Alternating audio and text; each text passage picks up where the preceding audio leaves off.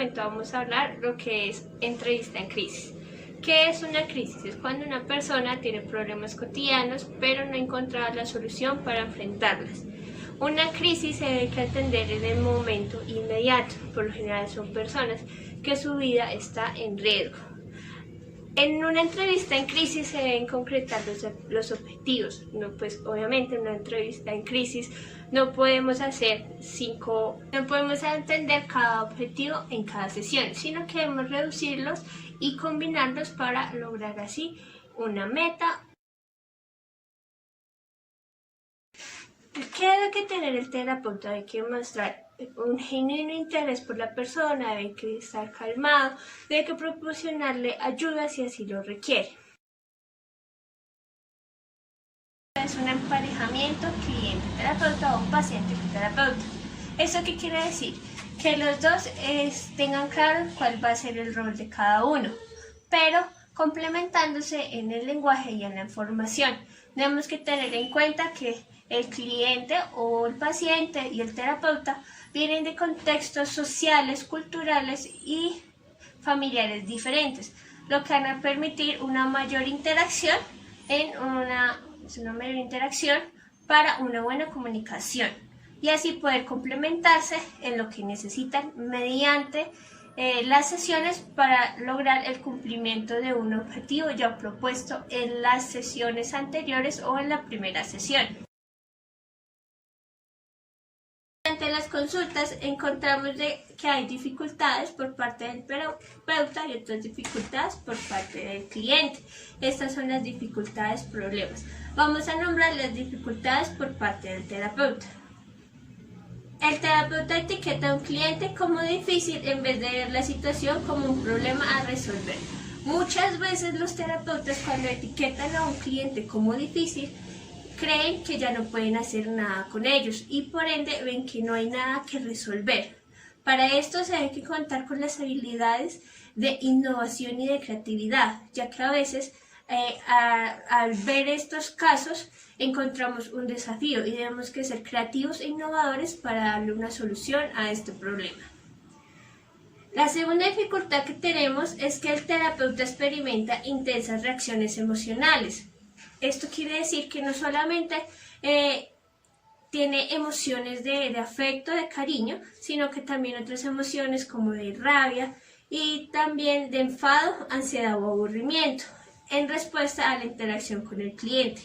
Para esto, el terapeuta debe ser consciente de que esto es normal, pero también se debe regular en cuanto a sus emociones. Si ve que alguna de estas emociones está interfiriendo con la terapia, lo más sano y lo más sensato es remitirlo a otro colega. El siguiente problema es el terapeuta presenta o ha presentado el mismo problema por el que consulta el cliente. Muchas veces nos llega a los terapeutas clientes con las mismas problemáticas que está pasando por el terapeuta. Por ejemplo, a veces el terapeuta está en un proceso de divorcio y le llega un cliente en el cual está pasando un duelo por un proceso de divorcio o está teniendo alguna dificultad emocional por el proceso de divorcio. Entonces tenemos que ver que si vamos a atender este caso es para el bien del paciente y no para el bien de nosotros, ya que debemos dar una solución objetiva y no buscar soluciones a mi problema. Buscar la ayuda de algún coterapeuta que nos ayude a manejar el caso o remitirlo hacia otro terapeuta, que sería lo ideal. La dificultad es que el terapeuta queda bloqueado en un momento dado, no sabe cómo seguir. Muchas veces pasa esto en la terapia o en la consulta. El terapeuta queda bloqueado. ¿Qué podemos hacer? Nos dan unas técnicas como primero, parafrasear lo último que dijo el cliente para hacernos entender o para seguir continuando con la idea del discurso. La otra técnica que podemos hacer es retomar de nuevo la problemática o el objetivo problema que estamos intentando dar solución. Estas son unas técnicas. Lo ideal es que si quedamos bloqueados y no sabemos cómo seguir con la terapia, podemos remitir a nuestro paciente si en dicho momento no hallamos ningún lugar y no sabemos cómo. podemos hacer eso. La siguiente dificultad es el terapeuta tiene problemas con relaciones a los silencios del cliente. Debemos saber interpretar los silencios que nos hace el cliente. Muchas veces eso es bueno para el cliente, ya que le estamos dando un espacio para que el cliente pueda pensar o simplemente él quiera quedarse callado. Para eso el terapeuta no debe que interrumpir estos silencios abruptamente. Si el terapeuta no sabe cómo tolerar estos silencios, lo que podemos hacer es conseguir unas técnicas de conductismo que nos ayuden para estar más tiempo en silencio y poderlos leer. La siguiente es: el terapeuta está preocupado por su propia competencia. Obviamente con este campo encontramos muchas competencias en cuanto a precio, en cuanto a calidad también. Muchas veces estamos preocupados por lo que el otro va a hacer y por eso no somos fieles a nuestros objetivos o no somos objetivos con lo que queremos hacer. O también podemos encontrar de que primero están las necesidades del paciente y luego están mis necesidades. Entonces damos toda la razón a lo que el cliente quiere o el paciente quiere y no sabemos cómo confrontar. Como habíamos dicho anteriormente, también se presentan unas dificultades por parte del cliente.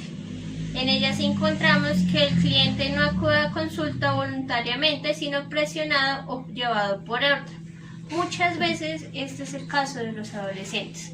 ¿Qué debemos hacer? Pues primero, ganar una empatía con él. Segundo, mediante un juego, mediante una actividad, que el cliente se comienza a sentir cómodo con la terapia y luego mediante esta podemos indagar alguna información o solamente podemos indagar qué es lo que le gusta al paciente.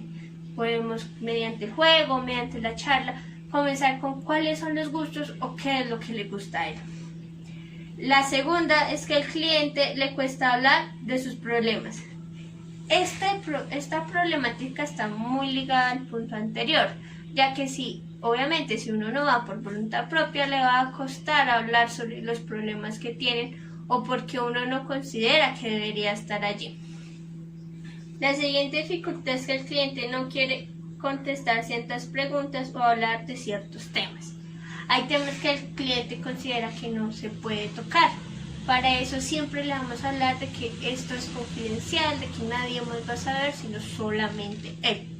Debemos que tener en cuenta de que algunas veces hay respuestas que va a contestar sí, no o nos va a evadir. Para eso, antes de comenzar con las preguntas abiertas, podemos comenzar con preguntas cerradas, que solo su respuesta sea sí y no, y a medida que vamos avanzando y que el cliente nos va a tener confianza, vamos a ir preguntando un poco más sobre las problemáticas que él tiene en la actualidad.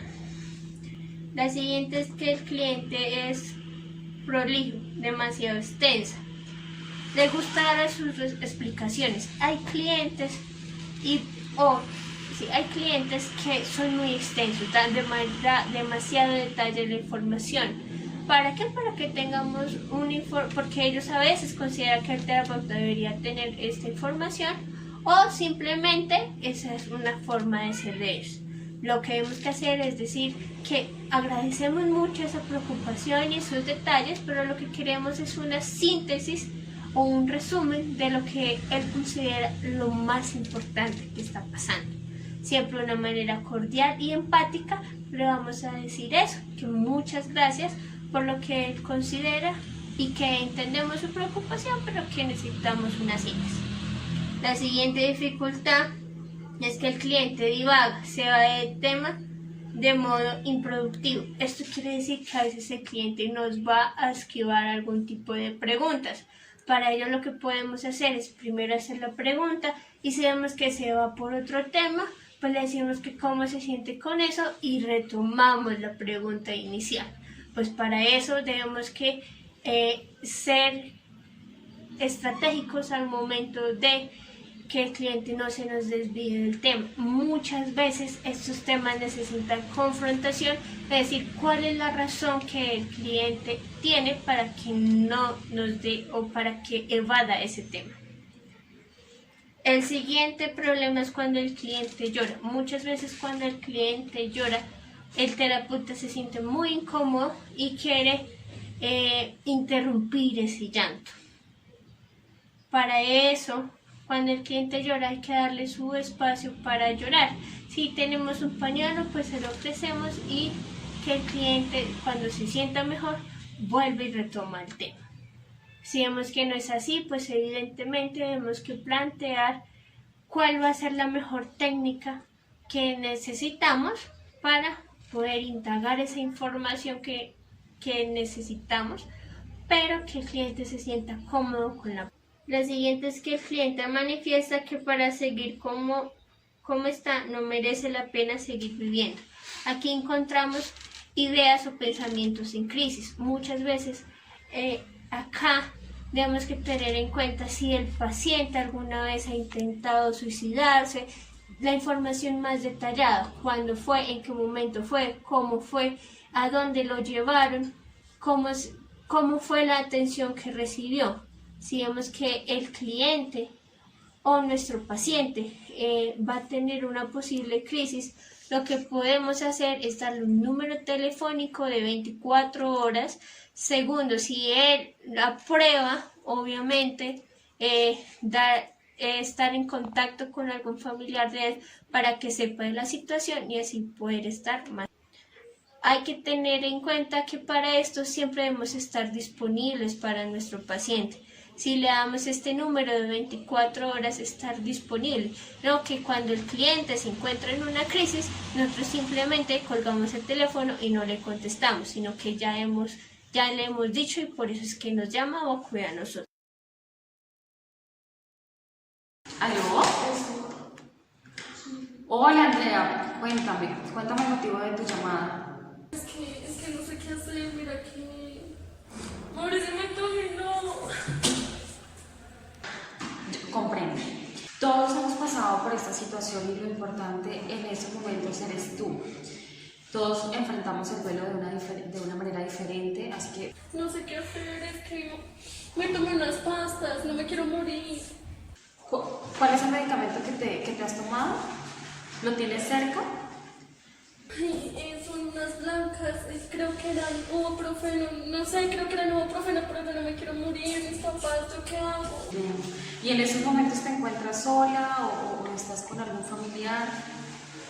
No, estoy sola, pero quisiera estar con alguien, ayúdame. Respira, lo primero que vamos a hacer en este momento es que vamos a llamar a una ambulancia para que se pueda acercar a tu domicilio y podamos que te acerques inmediatamente a urgencias porque es importante. Mis papás, ¿yo qué hago? Mira, llora, grita, entiendo lo que estás pasando en este momento. Es importante que en este momento me des, por favor, la dirección de tu domicilio para poder hacer el llamado a la ambulancia que vaya hasta tu casa. Por favor, no me vayas a colgar, mantente en línea conmigo. De 48. 3, 5, 44. Yo estoy aquí, voy a estar contigo el tiempo que sea necesario.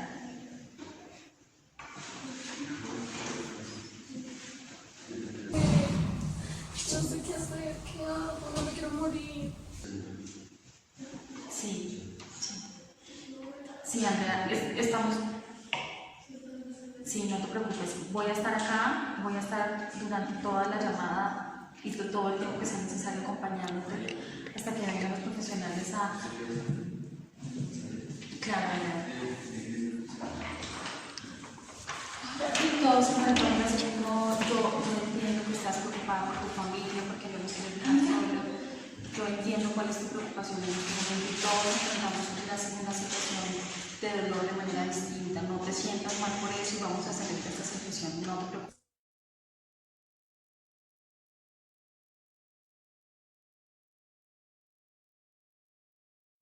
Creo que mi papá abrió la puerta. Yo tengo la ambulancia. Listo, perfecto. entonces ya está la ambulancia ahí contigo. Por favor, guarda la calma, vas a estar bien, vas a salir de esta situación y por favor no toques nuevamente para saber cómo saliste de este proceso. Claro que sí, claro que sí. Bueno, Andrea, estoy pendiente de ti. Por favor, déjame saber cómo estás. Sí, dale. Wow. Nunca me voy a acostumbrar a este tipo de situaciones.